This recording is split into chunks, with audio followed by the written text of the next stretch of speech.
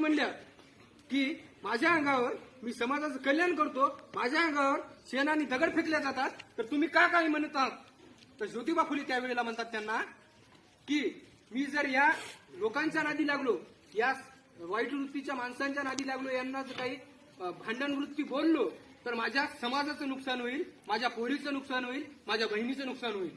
आणि मी या समाजातल्या प्रत्येक मुलीला शिकविणार, या प्रत्येक समाजाला शिकविणार आणि समाजाचं कल्याण करणार.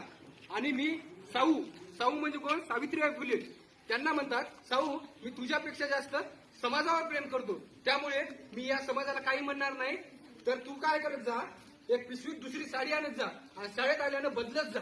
इतकी वाईट परिस्थिती होती. या वाईट परिस्थितीत आपल्यावर सावित्रीबाई फुले, ज्योतिबा फुलेने पहिली शाळा, पहिली मुख्याध्यापक, पहिली शिक्षक म्हणून उपकार केले. त्यांचा आपण उपकार माना पाहिजे. त्यावेळेला कोणता स्तर होता? शिक्षक. की तेव्हा विश्वास होता तेवढा